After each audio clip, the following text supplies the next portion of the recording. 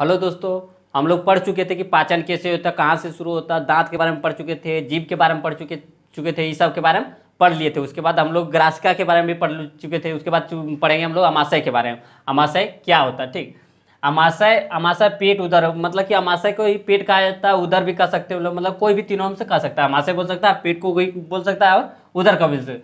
इसमें जठर ग्रंथियां होती है, जिसको गैस्ट्रिक गलैंड बोलते हैं, इंग्लिश में गैस्ट्रिक गलैंड बोलते हैं। इसमें जठर ग्रंथियां होता है। हम लोग जैसे कि पहले लार ग्रंथि पढ़ चुके थे, जो कि मुंह में पाता है, लार ग्रंथि जिसको अम्लीय होता है थोड़ा। अब पढ़ेंगे क्यों जी, जठर ग्रंथि।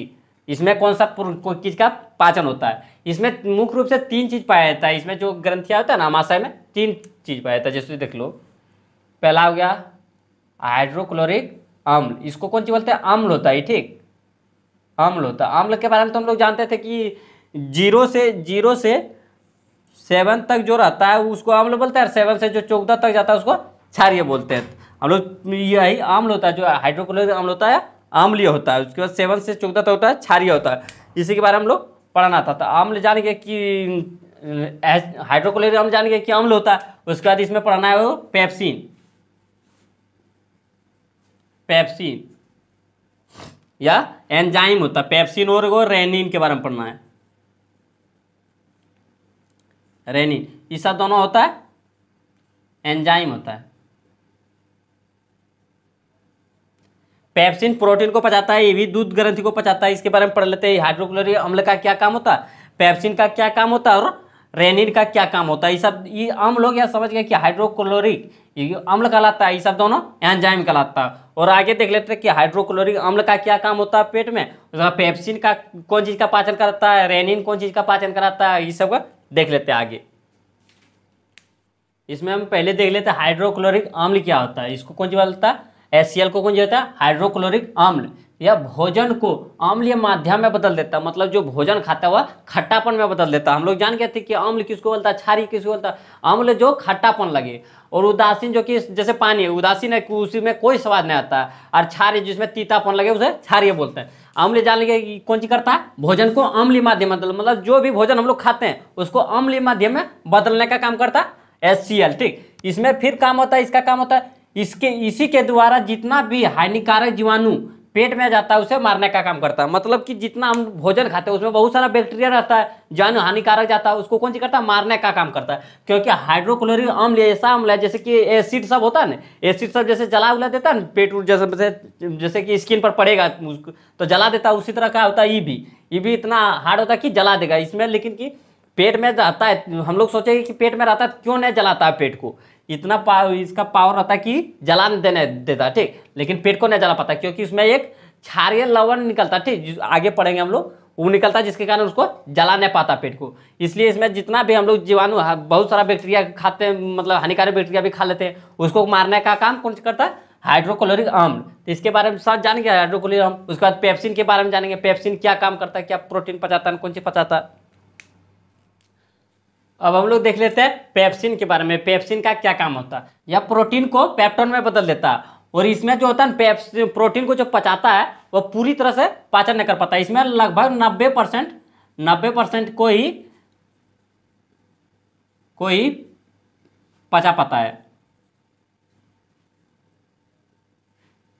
और 10% जो होता है, 90% मतलब बच गया, बचा कितना, 10% बचा जो कि आगे पचता है। 90% पेप्सिन जो है पेप्टोन में बदल देता है। उसके बाद आगे जो 10% बचा उसको फिर आगे पचाने का काम करता है, जो कि आगे पढ़ेंगे। उसके बाद आता है रेनिन। रेनिन का क्या काम होता है, इस एंजाइम द्वारा दूध का पाचन होता है और यह केसिन प्रोटीन में बदल देता है। जो हम लोग दूध पीते हैं खाते हैं उसमें कौन सी करता है, उसमें रेनिन एंजाइम पाया जाता है, ठीक। दूध में हम लोग का आमाशय में रेनिन एंजाइम पाया जाता है। दूध में ये दूध एक प्रोटीन है, मतलब प्रोटीन को जो दूध वाला प्रोटीन पाता है उसको पचाने का काम कौन करता है, रेनिन करता है। जो इसमें लिख दिए इस एंजाइम द्वारा दूध का पाचन होता है। सिर्फ दूध का पाचन कर बोल देगा कि दूध को पचाने वाला एंजाइम कौन सा है, तो कौन सी बोलेंगे हम लोग, रेनिन एंजाइम, जो कोई सिर्फ दूध को पचाता है या और किस में बदल देता है, पचा के या केसिन प्रोटीन में बदल देता है। दूध को पचाया उसके बाद केसिन प्रोटीन में बदल देता है, ठीक। और जान के प्रोटीन कौन, पेप्सिन प्रोटीन को पचाता है, रेनिन दूध को पचाता है। और आगे देख लेते हैं इसमें सेलेस्मा भी पाया जाता है, जो उसमें जो हाइड्रोक्लोरिक अम्ल बताए, जो हाइड्रोक्लोरिक HCl बताए, इसको बचाने का काम, मतलब पेट को जलने से बचाने का काम करता है वही सेलेस्मा झिल्ली, ठीक। उसके बारे में आगे पढ़ लेते हैं। इस बात समझ गए कि पेप्सिन प्रोटीन को पचाता है, रेनिन दूध को पचाने का काम करता है।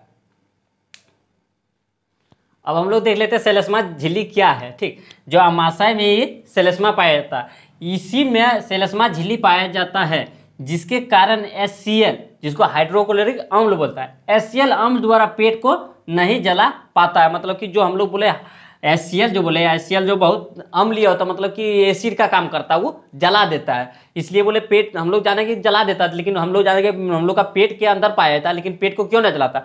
तो कौन सी पाया जाता पेट के अंदर पाया जाता? सेलेस्मा झिल्ली, जो कि कौन सी होता है? क्षारीय होता है या क्षारीय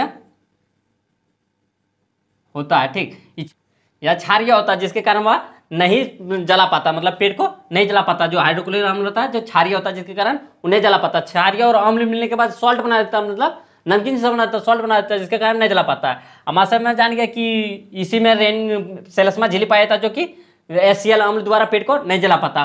और जो अमाशय में होता है, इसको बोल सकते हैं जैसे कि हम लोग मुंह में जाने, उसमें सिर्फ कार्बोहाइड्रेट का पाचन शुरू होता है, तो हम और ग्रासिका में जाता है, उसके बाद अमाशय में जाता है। तो अमाशय में किसका पाचन हो गया मुख्य रूप से हम लोग जानेंगे?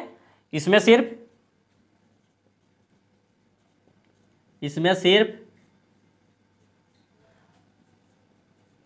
प्रोटीन का पाचन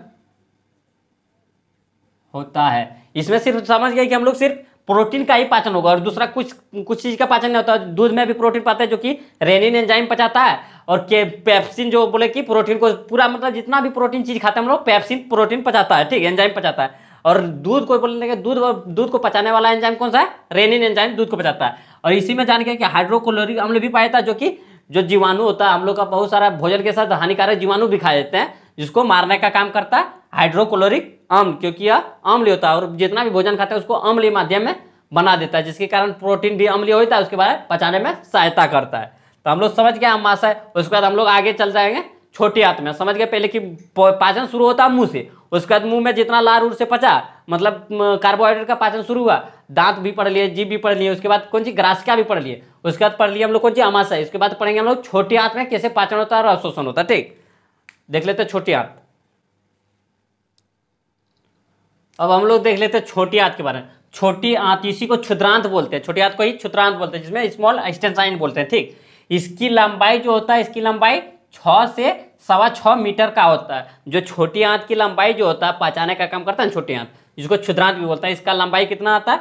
6 से 6.25 मीटर का होता है। इसमें 3 भाग में बांटा गया, जो छोटी आंत उसको 3 भाग में बांटा गया। पहला हो गया डुडेनम, दूसरा हो गया जेजुनम, तीसरा हो गया इलियम।